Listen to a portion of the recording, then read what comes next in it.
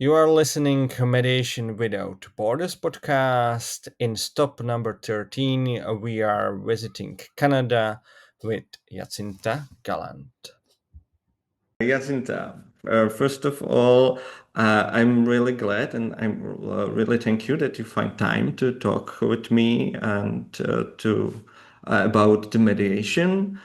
And first of all, I'd like to ask how you became, as I quote your LinkedIn page, curious mediator. Ah, well, I am a lawyer, so my early training was advocacy and law, and I really did have probably 20 years where I was doing a mix of litigation and representation that you'd see in a more traditional lawyer model, though, I mean, I was always a little bit unusual in that I seemed to have more fun doing it than Okay. my colleagues. So, but when I decided to focus on family law, I saw the absolute need for other ways of doing the work. So I shifted away from my litigation lawyering into mediating and collaborating so that we could help families find healthier and more peaceful ways to go Hmm. through a separation and come through the other side.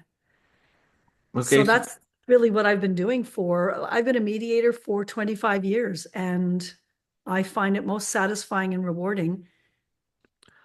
You also have write down that you are innovative lawyer. So that was like part of it, that from innovation of law and litigation you became a mediator, or Well, interesting because to go back to I decided at one point that my analytical lawyer brain uh-huh. was it was I was it wasn't it was boring. It was just it was killing me. I wanted to be more creative again. So I set myself on a task to Mm-hmm. become more curious. Okay. When your job is to give people answers or argue a point in court, it's all about being right. You see? So, as a lawyer, I found that I didn't want to be the one with all the answers. I wanted to be someone with all the questions. And so I began this journey with curiosity and started studying what it means, started practicing just being more curious. And it led me to this whole decision to change the way I practice law.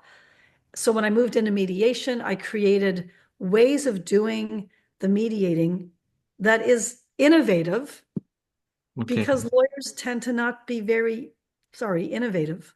I'm not a lawyer. Yeah. My background is theology and social science.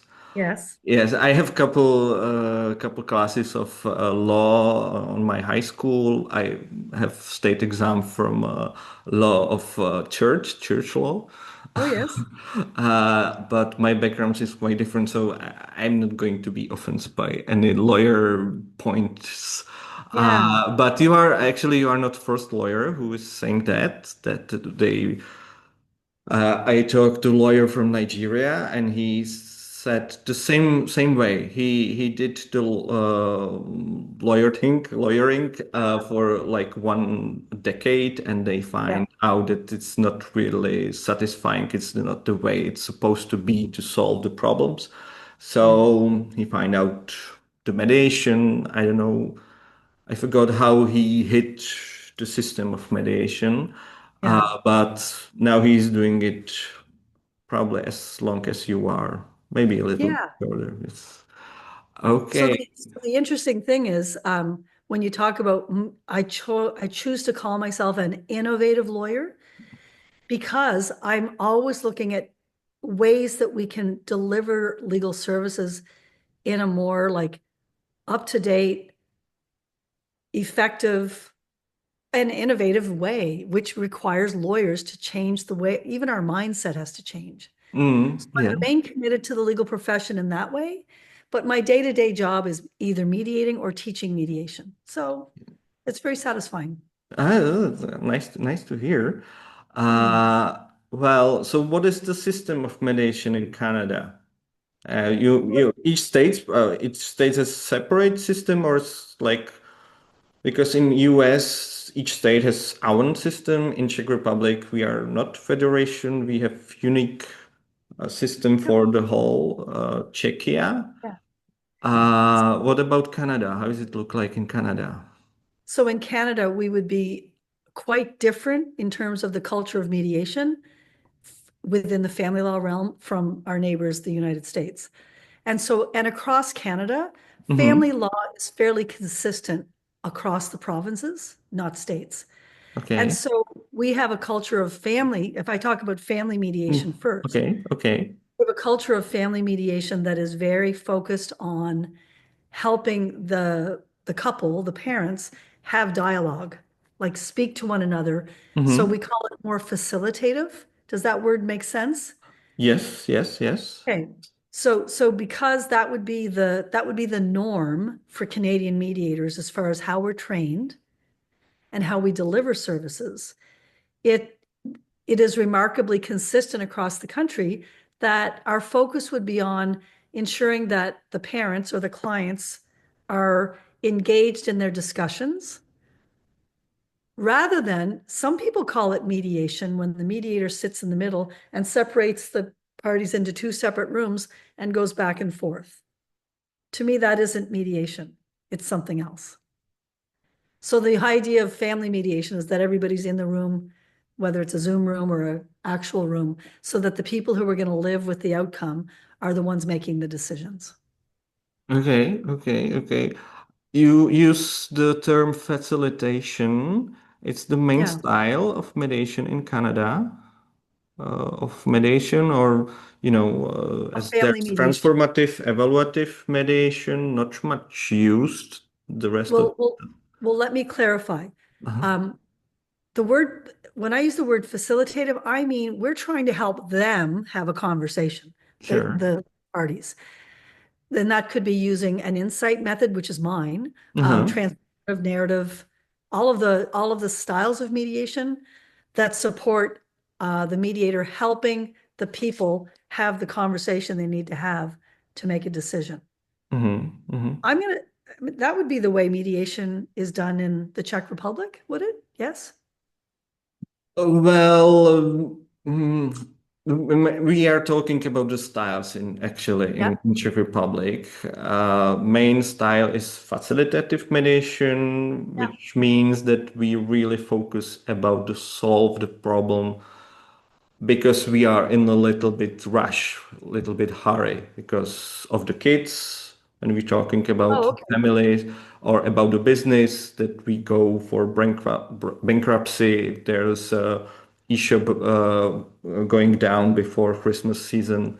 Yeah. So we are not really like focused about the relationship deeply. That's Mhm. we as we are thinking about transformative mediation.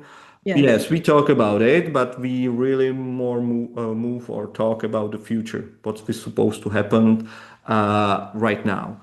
Then Yes. evaluative, not a little bit in Czech Republic. There's, as far Yes. as I know, one mediator, and also as I spoke to Israel mediator, they use it quite a lot too, but not in Czech Republic. So we doesn't like talk about it as about how much parties are in the room, or if it is separated or in one room, Zoom or on site. We're Yeah. talking about as a system, what's the main goal of the mediation.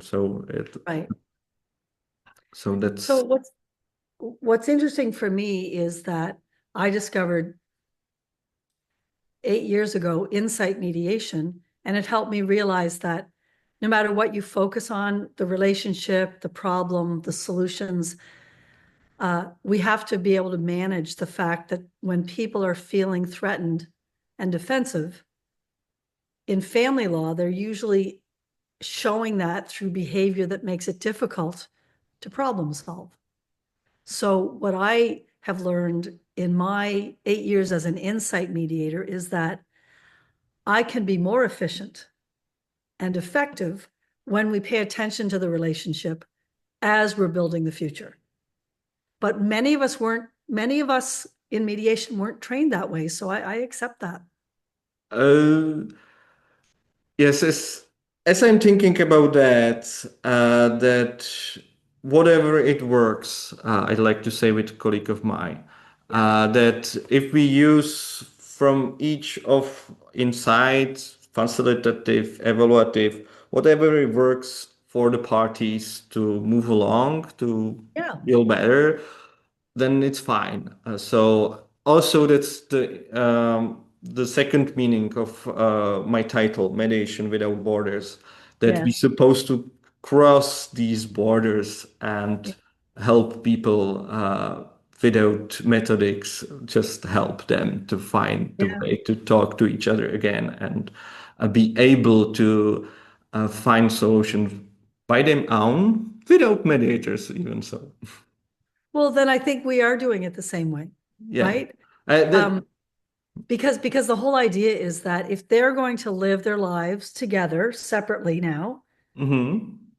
there is some piece of their life that's still an ongoing relationship.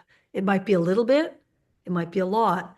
And so I just find that in mediation with families, right, where they're Mhm. going to have an ongoing some kind of interaction, that they're often making better decisions and reaching better agreements when they have a chance to have their own discussions that we help. So yeah, me too. Definitely, definitely. Um, Another question about the mediation in Canada. What's the system of education of mediators? You are a Yeah. teacher, tutor, Well, educator. one of the things that I think I'm not sure about other countries, all of them, but for the large majority of mediators, we're not regulated by an official body. Like Uh-huh. there's not an official Canadian mediation regulation like there is for lawyers. Yeah, yeah, yeah, yeah, Yeah. yeah. And there isn't one in any country that I know of. But what I'm really proud of in Canada is that the requirements to get certification as a mediator are quite high. So you have to take between 120 and 200 hours of training. Uh-huh. To be certified, you have to take between 10 and 14 hours in intimate partner violence screening and domestic violence things. Okay. In order to be certified, you have to participate in a role play, some sort of practical exercise to demonstrate your skills. And so I actually think that our training and certification programs in Canada are really great. As I heard so far, it sounds awesome, as you like to say, guys. I was working in a summer camp Yes. as a kitchen helper. It was a gig job. I really glad to have rest from the big world for a couple Yeah. months. And there was a very, very common world. Everything was awesome, and Awesome. it really sounds awesome. But the certification is provided by who? Well, but the other part of this is that a lot of mediators do not have they don't have to get certified. So they'll still start offering services before they're fully trained. So so there was always this balance between do we do we push to try and get more people to get certification because we think it's really, really important and good? Or Sure. do we accept that some people are going to get some training and still do really good work because we are still not a regulated profession? Like, I mean, So, I know people who call themselves mediators and they've done no training. And no one can say you can't call yourself a mediator. So we've got this struggle between having three really good certifying bodies in Canada uh-huh. and And more they're than it's by state, like certified or well, some of them are national. There's a Family Mediation Canada. There's the ADR Institute of Canada. There's the Ontario Association for Family Mediation. There's the Family Dispute Resolution Institute. There's a okay. whole that's four just in family. And Yeah. then there's commercial ones that are often working with ADR Institute of Canada. So know that so a lot of people want to have the credential by their name to say I'm certified. Ah, okay, okay, See? okay. So they'll say, like mine will say, I'm an accredited family mediator, right? So Uh-huh. that I've got my certification. But I could have pretended, I could have offered my mediation services before I ever got certified because there's no law against it. That's what I mean by it not being regulated. Ah, okay. So more and more people are looking for the credential because they think, oh, I should get someone who's really trained. Yeah, in Czech Republic, it's a little bit similar. Yeah. No, Yeah. we have law about the mediation who do some like make some boundaries or Yes. define what is mediation and how it's supposed to be used. And there's also like paragraph about how to become not certified. It's hard to translate. Zapsaný, signed up mediator. Mhm. There's exams by Ministry of Justice, and well, the criteria to pass it just to pass a small test and Right. role Yeah. playing. But it's nothing more. Right. You don't have to be trained. If you Right. pass it, sadly by accident, well, you've been signed up mediator. But yes, Yeah. that's not the issue because yeah, there's lots of mediator that they calls themselves mediator without proper training, and a lot of mediator who have big as much training as you are or people in Canada from all around the world count it's count for me as I have training from IMF and much more from Yeah. but no proper state not proper Right. it's not Yeah. state Yeah. sign, but the biggest issue it's not in Czech Republic this it's that people don't know what is mediation, Yeah. and I have to all the time explain what is mediation and what I'm doing as a mediator. It's the same issue in Canada or not at all? Well, I don't know. But, certainly it's been a prominent method for resolving legal disputes for 30, 40 years. And so and more people, I think the public is requesting this approach, an out of court approach. We don't want to go to court. We want to work things out. Mm-hmm. So I would say that there's an increasing demand for that. They might not know it's called mediation. Ah, okay. So there's a demand for it. And so I always start like, for instance, we do a 10-minute call with any client that's looking for mediation. Sure. So just this morning, I did one of my 10-minute calls, and it's more around clarifying what mediation is, what is it that the client is hoping for. And Mm-hmm. usually when they understand that mediation means that I'm there to help them both, they heave a sigh of relief. Even if they're upset and disappointed and angry with one another, they're terrified of their life getting put in front of a judge. They want some help Yeah. to resolve it.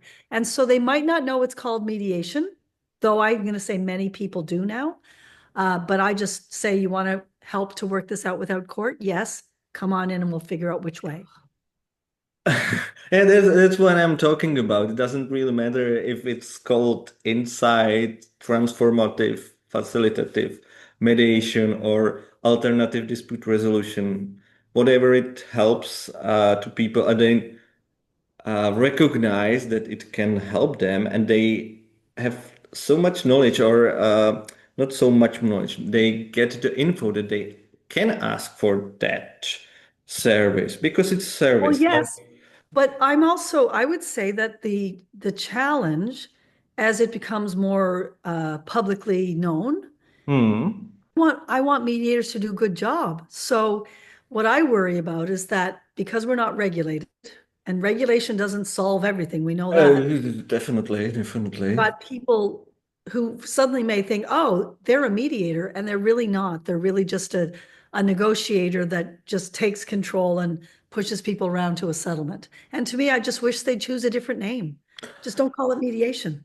Yes, Settlement, yes, assisted settlement or something. totally agree. I am also a teacher. These days, I have a new Yes. recruits students, Yes. and when I go through principles is, or what is it mediation about, and when they can use it. And I think you can use it with your relatives, with your family. These active listening methods, definitely go for it. But please don't call it mediation. You are doing something else.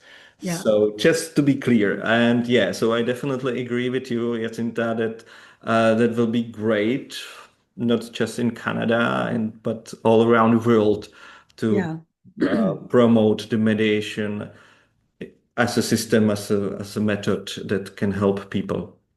Yeah. Yeah. Anyways, Around the world.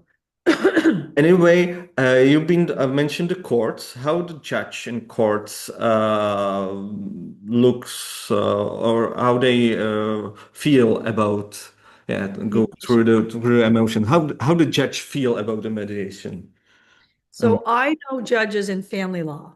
uh-huh. I can speak absolutely with certainty that judges in family law in Canada want couples to mediate. So how they promote it? The They couple promote it come or by sometimes the court opens and they say to the couple, surely you could sort this out without my help.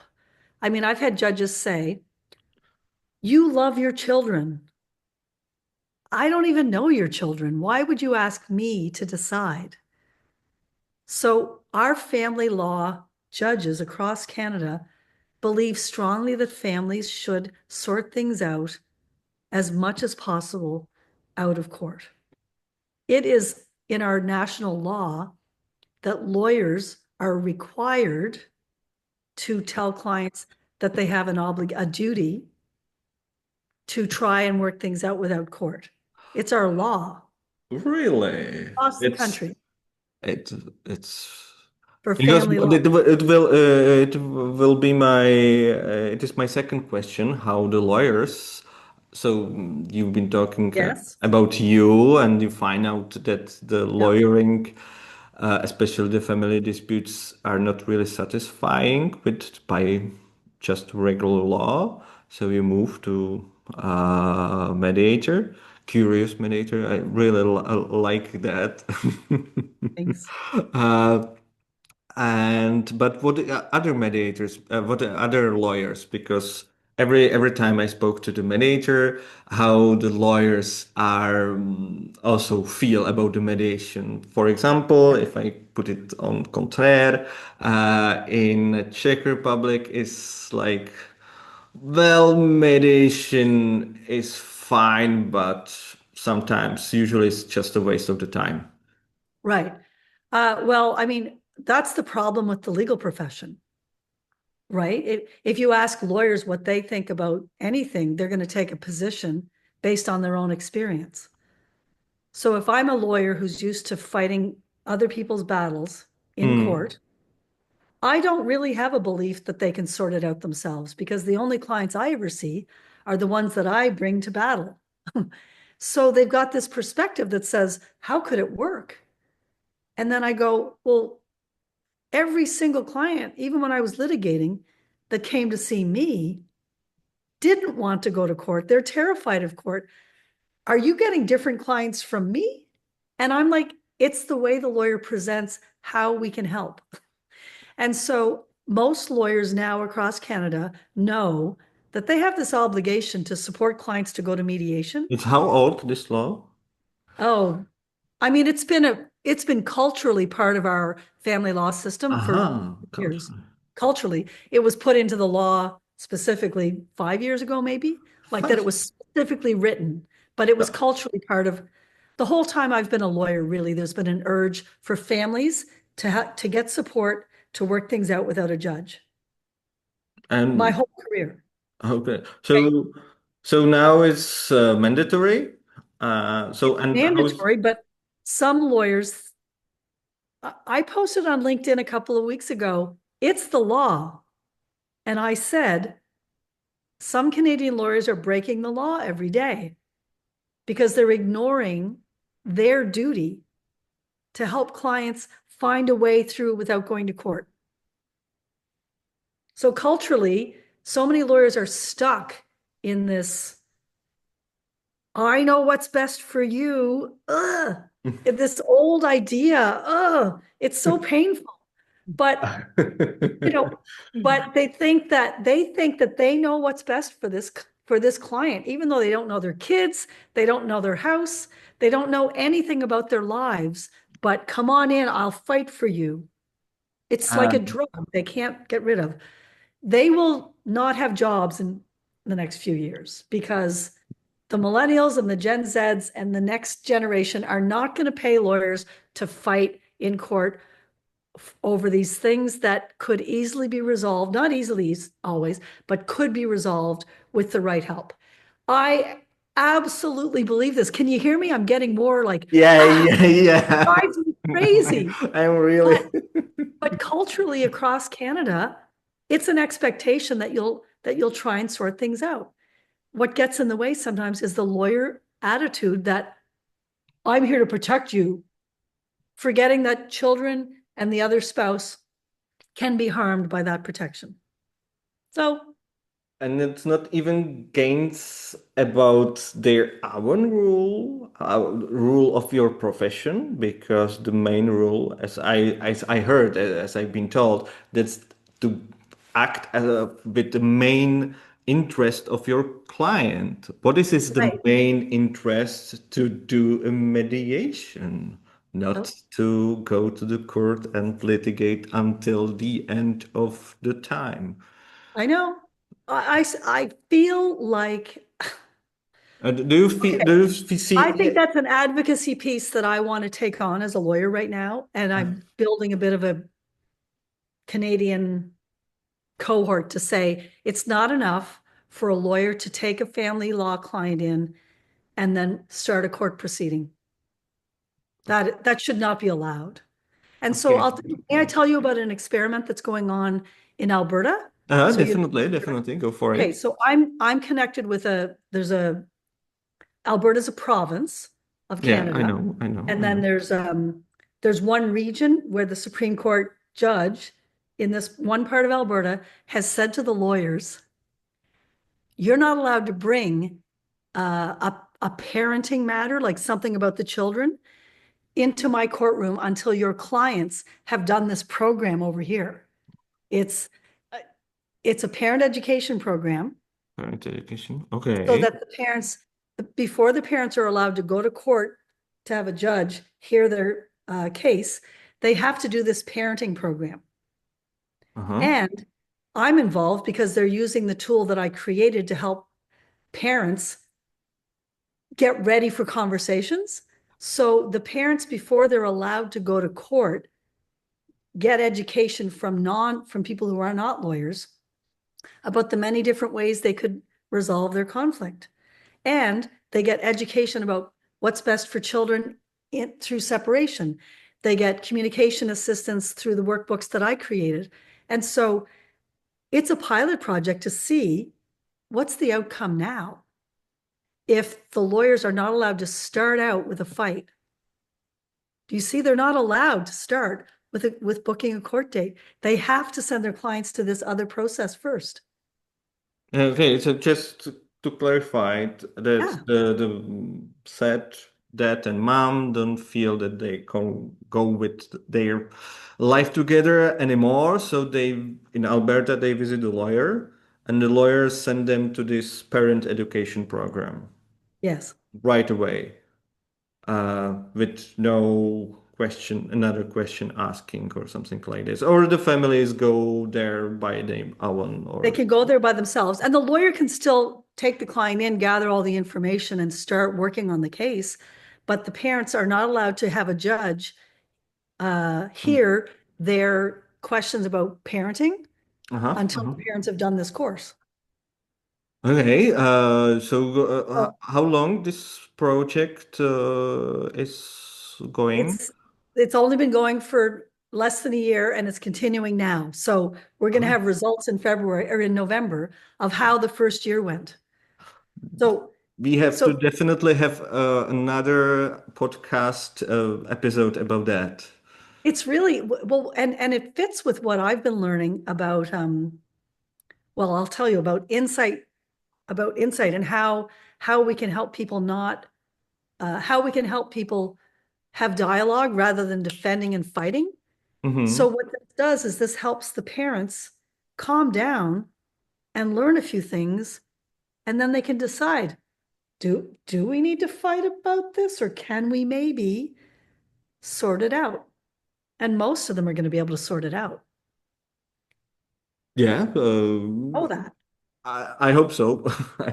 Well, in Canada, only 2% of cases go to trial. It's amazing number. 2%. 2%. 2%. Wow, wow, definitely There might be amazing. other cases that have a motion or that are in the court for some other smaller, shorter thing, but hardly any of them ever end up with a final ruling with a judge. So why would you start there? Yeah, that's the really good question. So we're Uh, learning this. uh, And I would say I'm quite proud of the way family law has been handled in Canada. We have lots of problems. There are still lots of lawyers that do not engage in this productive way. uh-huh. Trust, we have the same problems that everyone has, but the culture of our judges and the cult and what's written into the laws is very focused on helping parents not destroy their children in court. Uh, Definitely, this is the way, I I think think. so. So, And okay, as this is the part of the prevention of project, or is this something like something else? You've been talking about prevention when people, if they feel, let's say, a little bit stressed and don't feel good about their relationship, they can visit some community centers. oh, right, yes. Well, this is interesting because there's a process we use the English word discernment. It's a funny word. Discerning is sort of like deciding, but deliberating, thinking, pondering, wondering, right? Uh, Discerning. So Discernment. there's a process called discernment. It's DISCERNMENT. It's a weird word in English. It probably comes from some other language. But it's the Maybe idea that Latin. if I get a client, I have clients and not just me, lawyers will often get clients who are thinking about a divorce. They Uh-huh, really uh-huh. like they're not sure. And they maybe want some information so that they'll know like how bad will it be or what's the process if we decide to separate. And so if you approach those consultations with an attitude of prevention or discernment, Mm-hmm. you'll ask better questions so that the client can also come to understand that if they're not sure, there are things that they can do to try and figure it out. And that could be with a discernment counselor or with me as a mediator, where they begin to explore what parts of the relationship are really challenging and what parts they might still really value. And so even though I'm a mediator and I do a lot of separation and divorce, I work with couples that decide to stay together. And I'm not alone.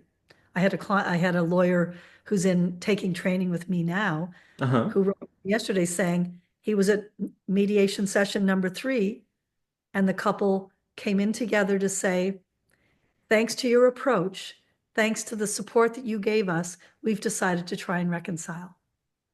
Nice, nice. I'm not making it up. So, and I see that happen too. It's because if you start when you meet your client that you really want to know them, they're going to open up with more information and they might be unsure. So you can ask more questions. But if a client comes through my door and tells me, I think I want a divorce, and I get straight to the paperwork, I'm not curious. I'm not curious. So they might get driven down this path when they're like, I'm not sure we both want this. So, so it's a good word, discernment, taking the Discern, time to really deliberate and ponder and discernment. reflect and you So, can get help. and where you get when you find the discernment counselor you've been talking about, it's some in, I don't know, community center in each town Well, hall. in North America, there's actually now people who are trained and they're describing themselves as discernment counselors. So that is a thing in the US and Canada, just so Uh-huh. you know. but also family mediators like me who we're accustomed to seeing clients that aren't sure. So I've taken some discernment training too, just so that I can be really careful about asking the right questions so that they can feel less pressure that they have to decide. Maybe they just need to know that they can take the time to reflect before they have to go and fight something. It's Okay. such an important thing when clients come to you and you're the lawyer. If you go straight to giving advice when you don't even know the client, you can steer a family down a path of destruction without even meaning to. You don't want to wreck this family, I, but if you're not curious, you might just end up doing that. yes, yes. So, I know. I have the same experience, Yeah, sadly. Okay. yeah. Um, well, that's I have, and so when the pe people is quite well known about the discerning counselors right now, or it's No, no, not just no, in the wouldn't beginning. it wouldn't be that well known yet, but with it, if you talk to therapists, So people who work with couples and in couples counseling, they would be aware of it. Do you see? yeah, And so mediators like me, who are always curious about what else could be possible, I'm aware of it. There's a group it is in the United States, who are trying to promote this knowledge among collaborative lawyers. So there's hmm a movement afoot to try and make sure collaborative lawyers at least know that there is a place we can send clients, not a place, but a way that we can help clients be more discerning about their decision. So it's growing. It's growing. Definitely. Keep it up. Go Yeah. ahead. Wish you luck with that. Well, it's Um, interesting because I'm still married to the guy I met when I was 21. So I'm a long-term married divorce lawyer. uh, Yeah. Yeah. one more question from my side is what you are most curious about in these days, and isn't it AI or something else? Mhm. It's hard to be curious when you're afraid. Okay. So I find myself, I have to stretch to be curious about AI because I'm afraid of it. Do you see? So I've been deliberately trying to learn more about it, but I still am I don't think it's good yet. Do you see? So I'm curious about it, but I'm still too defensive, too worried about it. Okay. I'm more curious about Yes, what you are more curious I'm more curious about how humans will react, respond, or wake up to the reality that we're wired for connection, and that all the work we're doing with phones and bots and AI ultimately will be like less satisfying as a human experience. And I find myself watching that, being curious about uh, people who are talking to ChatGPT before they go to bed, and it helps them feel better. Instead of me judging that and saying, that's terrible, I'm curious, how does that relate to human connection?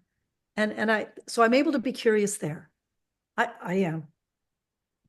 Okay, anything else, or what you are seeking the most challenging in our field? You've been Hmm. talking already about these screaming counselors, or I really like your passion about the lawyers because of Generation Z as a snowflakes are not ready to go through this strict Yeah, and litigation why would process, they? so they Well, lost their why would job. But anything else? but but just to be clear, I mean they're not going to pay lawyers to go fight. They're going to be the ones that will become the consumers of mediation, because they're going to say it just makes more sense. Why wouldn't we do it? So, well, I am now taking all the resources I created for clients. Mm-hmm, mm-hmm. I created hard copy, beautiful workbooks for them to prepare. for their In two process, homes. Nice, a nice. family in two homes, and we're just turning it all into digital experiences. So now we have an entire platform of digital experiences. I say experiences because it's not just a book on the screen. Mm-hmm, And so mm-hmm, mm-hmm. I'm having fun creating the experience that will still engage the human being who's taking the course or using the resource, that will engage them in some kind of a discovery. Okay. And that's what I'm excited about working on right now. Okay. Great. So looking forward to see the page and how it works. So that's everything from my side. We talked to each other for almost 50 minutes, and I think it's more than enough. Do you have any question for me before I thank Well, you a lot? but I have the same questions for you, but now we're out of time. Um, I really am curious about what you're seeing within your country, forget outside our borders, as far as the public uh, desire for mediation, right? Are you seeing a shift in everyday people looking more for mediation than like traditional fighting representation? uh, yes, I see it, but the challenge is it's challenged by that they when I'm talking to people and explaining my profession, they said, "Yeah, that's great profession. You have to have so much cases. You have to have so much people. You probably work 24/7." I was like, "Well, when you talk like that, and when I talk to the people, they say, "Yeah, that's really nice, but." I really have to take care about my responsibility about my actions. So, and people are not still in some moments to feel like that. So Mm, that's the people are moving that way, but slowly. Slowly, mm, I don't know if it's a culture thing, but as I talk to mediators from all around the world, it's not specific of Czech Republic. It's in no, Germany, Malta, Israel. I'm pretty sure that in Canada too. yeah, It's just amount of people who are feel that way. So yeah, it's moving, but still we are on our way. We are on our way. I yeah. have nothing more to say about it. Um, Well, I hope that direction will continue. I do think that it's such a needed service and way of working. Like we need more mediators in the world, not more litigators. And so when there's a real justice question, oh my gosh, that's when we need our courts. That's when we need rule of law. This is about, if it's about justice, if it's about harm, if it's about destruction, but if it's about relationships, I do think that it's slowly going to shift towards people going, oh, the first place I would call would be this, whether it's called a mediator or something else. Because I worry that we're using the word mediation to include things that that aren't mediation, right? So yeah, right, right. maybe we can claim the term and really say it's about human dialogue and discussion to make decisions. Uh, yeah, this is probably it popped in my mind. It's probably the biggest challenge is just to be well known.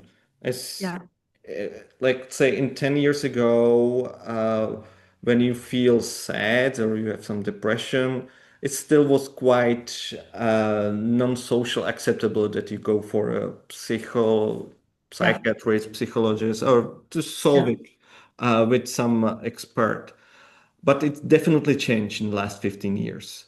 yeah, Still, it's not really acceptable if you have like a conflict or problem to solve it with someone else who isn't a lawyer or judge. That doesn't really pop in their minds. They feel that way, that there probably are better ways to deal with the conflict, but they don't know about it. So yeah, that's the second. It's also part of it, not just about that the people are not ready to take responsibility about their Yeah. actions. That's not true. Um, so Well, I think that's a hopeful way to end, that we've seen changes in the last 15 years, and maybe those changes will keep coming if we keep sharing across borders, yeah, you know, definitely, definitely. beautiful work that we're doing. Okay, Jacinta, thanks a lot For for having me. having a time with me. It was really interesting chat. I recorded, I downloaded, and I edited it, and I send it to you to approve if there's and everything. Or I edited minimally. Yeah, I'm The, sure it'll be absolutely fine. so, and write down also some notes to put it with the podcast on YouTube. I signed you on LinkedIn and hope to talk to you in November or Yeah, thank maybe you so much. later to discover how the project was successful or what's the results about this Okay. project. Well, thanks for all you're doing. Yeah, my pleasure and see you around the world, as I like to say. You're around the world. Bye. Bye. Bye. Uh, and